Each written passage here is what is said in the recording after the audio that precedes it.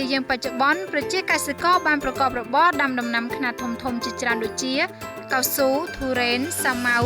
មៀនមង្ឃុតល្មុតជាដើមប៉ុន្តែក្រៅពីនេះក៏គេសង្កេតឃើញមានប្រជាពលរដ្ឋមួយចំនួនផលមមាញឹកសម្រុកដាំដំណាំស្វាយកាឡូមៀតយ៉ាងច្រើនស្ទើរគ្រប់ទីកន្លែងដែលហេតុថាស្វាយក៏ជាដំណាំម្យ៉ាងងាយស្រួលដាំហើយឆាប់បានប្រមូលផលប្រជាកសិករយមម្នាក់រស់នៅភូមិវាលឃុំកំពង់សិលាស្រុកកំពង់សិលាខេត្តព្រះសីហនុបានមានប្រសាសន៍រៀបរាប់ពីការដាំដុះដូចនេះថាការដាំដុះស្វាយនេះវាមិនជាការពិបាកប្រមាណទេទី1គឺយើងមើលពិនិត្យមើលភូមិសាស្ត្រដីរបស់យើងនឹងកុំអោយលិចទឹកហើយមើលប្រភេទដីរបស់យើងនឹងធ្វើដីឲ្យស្អាតឲ្យអស់គល់អីទៅយើងក៏ចាប់ដើមវាយរងជាកលាជើត្រង់វាដែលមានការខ្ញុំដាំនេះគឺមានទំហំ6គុណនឹង7ព្រោះតំបន់របស់ខ្ញុំនេះវាភ្លៀងរៀងច្រើនដែរការដាំនឹងគឺយើងត្រូវកាប់កលុកធ្វើម៉េចឲ្យបានកន្លះម៉ែត្រ4ជ្រុងចម្រៅហើយយើងលាយជីលាយដីឲ្យស្អាតហើយរដូវដាំយើងមើលទៅក្នុងចន្លោះក្នុងពាក់កណ្ដាលខែ6ឬដើមខែ6តាមរដូវភ្លៀងធ្លាក់វាជូកអាចដាំបានលោកផុងគាក៏បានបញ្ជាក់ផងដែរថាដំណាំស្វាយដែលអាចទទួលផលបានល្អ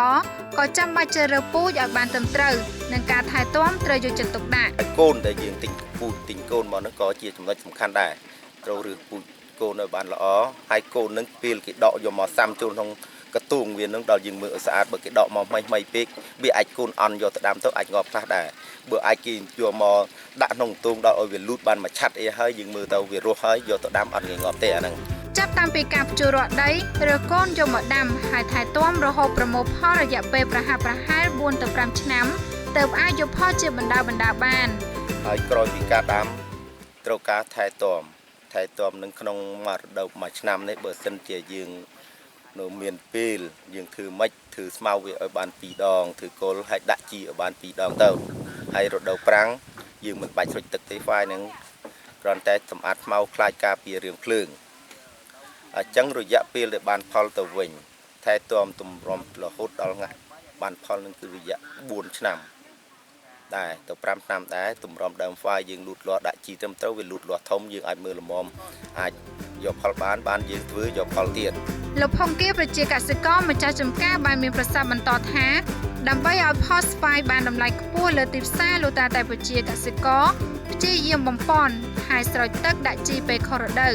ពីព្រោះផ្លែស្វាយខុសរដូវអាចទទួលបានតម្លៃល្អជាងផ្លែស្វាយតាមរដូវការធ្វើយកផលនេះវាមាន2បែបមួយគឺយើងតាមរដូវហ្នឹងក៏វាចេញតែត្រូវការថែទាំទី2គឺការធ្វើខុសរដូវច្រើនបានកម្រៃខ្ពស់ហើយបានផលច្រើនដោយសាររដូវនឹងមានការរាំងហួតហើយយើងបាញ់ទៅវាត្រូវរដូវរាំងហួតមកយើងថែផ្លែថែផ្កាវាឲ្យបានល្អអញ្ចឹងវាជាប់ច្រើនការជាប់ច្រើនយើងថែទាំវាថែមទៀតគឺសម្បុរវាក៏ល្អអញ្ចឹងលក់បានថ្លៃដីខ្ញុំនេះវាដាំមិនទាន់អស់ទេព្រោះខ្ញុំដាំបានប្រហែលជាអាចប្រមូលផលនេះបាន1500ដើម1500ដើមអារដូវដែលខ្ញុំធ្វើខុសរដូវហ្នឹងបេះក្នុងខែ12ខែ1ហ្នឹងវាបាន100ជាងតោនប្រហែលជា110 100អីតោនយ៉ាងមួយសាហើយដំណាំស្វាយកាឡូមៀតខ្មែរមិនត្រឹមតែមានទីផ្សារនៅក្នុងស្រុកនោះទេថែមទាំងអាចនាំចេញទៅក្រៅប្រទេសជិតខាងទៀតផងដូចជាប្រទេសថៃ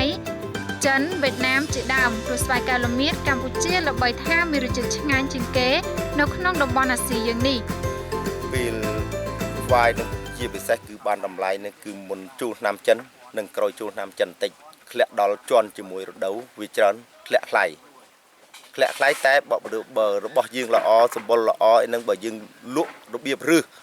នឹងគឺក៏នៅជាបានជា1000ឬ1000បន្តិចឬក្រោម1000បន្តិចដែរអញ្ចឹងបើយើងលក់ឆាការវាអាច6-700អីទៅតាមហ្នឹង